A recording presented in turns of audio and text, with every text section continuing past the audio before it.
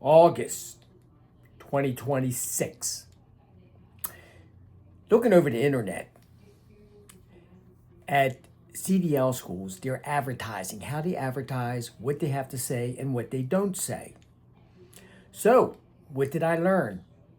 I learned there's a 60,000 driver shortage. 60,000 driver shortage. Used to always say 80,000, but I guess this school decided just used 60,000. See, it's dropping. Okay, so that was one.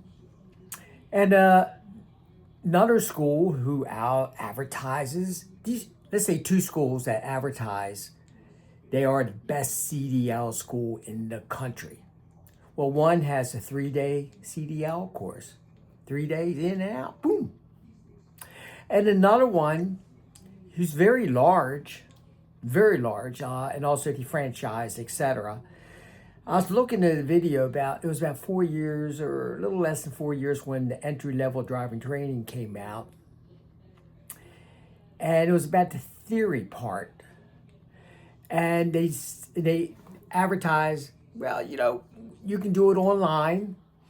And they have an online course for the theory. So what they did is took all the fluff out, took all the stuff that wasn't needed, condensed it, and claimed on that video, you can get your CDL, you can get your certificate for the theory part in about 4 to 5 hours.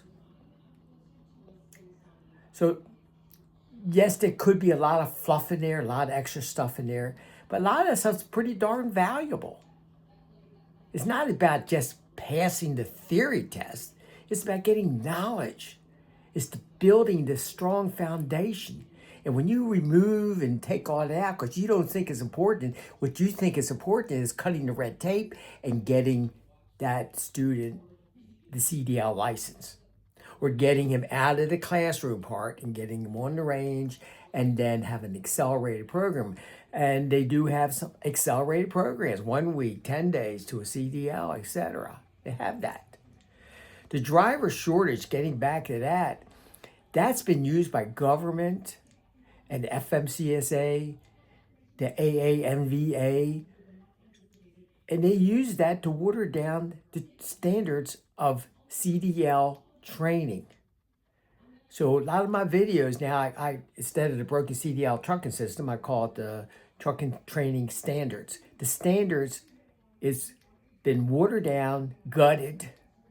It's all about getting students in and out of CDL schools as fast as possible.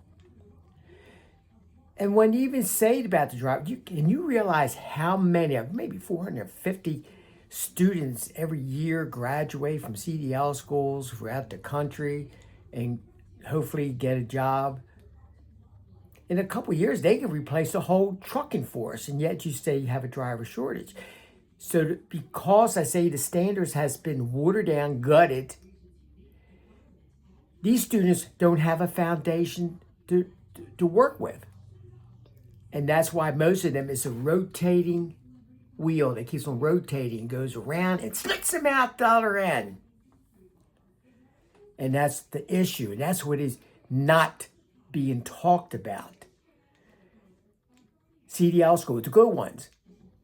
Well, we had to get to CDL mills, but even the good CDL schools, a lot of them are taking advantage of loopholes and doing big damage to CDL students across the country.